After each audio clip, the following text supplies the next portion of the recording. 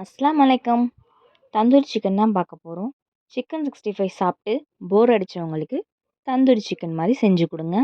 அதுக்கு நான் கொஞ்சம் சிக்கன் எடுத்து கட் பண்ணி க்ளீன் பண்ணி கழுவி வச்சுருக்கேன். அது மசாலா ரெடி பண்ணுறதுக்கு ஒரு பவுல் எடுத்துக்கோங்க. பவுலில் 4 டேபிள் ஸ்பூன் தந்தூரி மசாலா சேர்த்துக்கோங்க. எல்லா ஷாப்லேயுமே கிடைக்கும். அந்த தந்தூரி மசாலா போட்டுக்கோங்க. அதுக்கப்புறம் 2 டேபிள் ஸ்பூன் கெட்டி தயிர் எடுத்துக்கோங்க. பாருங்கள், கெட்டி தயிர் போட்டாச்சு. தேவையான அளவு உப்பு சேர்த்துக்கோங்க. உப்பு சேர்த்துட்டு தண்ணி எதுவும் சேர்க்க தேவை கிடையாது. இந்த தயிர்லேயே மிக்ஸ் ஆகி மசாலா நல்லா இதுவாகி வரும். பாருங்கள், இந்த அளவுக்கு மிக்ஸ் ஆகிடுச்சு தண்ணி ஊற்றாமலே. இதுக்கப்புறம் கறியை க்ளீன் பண்ணி வச்சுருக்கிறதுல அதை சேர்த்துக்கோங்க. சேர்த்துட்டு நல்லா மிக்ஸ் பண்ணுங்கள். நல்லா மிக்ஸ் பண்ணணும். உங்களுக்கு ஸ்பூன்லேயோ இல்லை கரண்டிலேயோ எதுலேயுமே வரல, கையில் தான் மிக்ஸ் பண்ண வருதுன்னா நீங்கள் கையில் கூட நல்லா மிக்ஸ் பண்ணிக்கோங்க.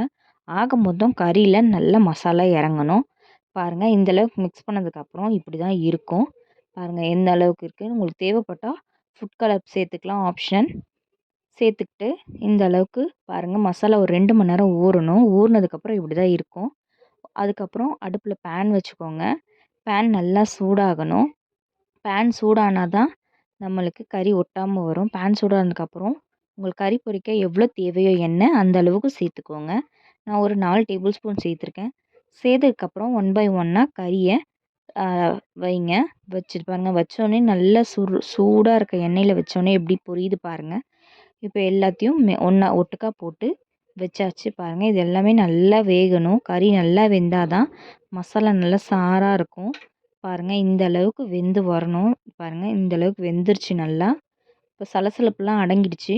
இப்போது அந்த கறியை திருப்பி போட்டுக்கலாம். திருப்பி போட்டுக்கோங்க. திருப்பி போட்டுட்டு எல்லாத்தையுமே ஒன்று இல்லாமல் திருப்பி போட்டு இந்த அளவுக்கு 2 நிமிஷம் நல்லா வேக விடுங்க. வெந்ததுக்கப்புறம் பாருங்கள், இப்படி தான் நல்லா சலசலப்புலாம் இறங்கியிருக்கும். பாருங்கள், இந்த அளவுக்கு வெந்ததுக்கப்புறம் பிளேட்டுக்கு ட்ரான்ஸ்ஃபர் பண்ணிவிடுங்க. எல்லாத்தையுமே நான் எடுத்து வைக்கிறேன். பாருங்கள், எடுத்து வச்சதுக்கப்புறம் இப்படி தான் கறி சர்வ் பண்ணுங்கள். இதுக்கு வந்து ஒயிட் நல்லாயிருக்கும். ஒயிட் ரெடி பண்ணியிருக்கேன். உங்களுக்கு ஒயிட் ரெசிபி வேணும்னா என்னுடைய நான் லிங்க் கீழே கொடுக்குறேன். அந்த லிங்க்கை டச் பண்ணி பாருங்கள். உங்களுக்கு ஒயிட் ரெசிபிஸ் கிடைக்கும்.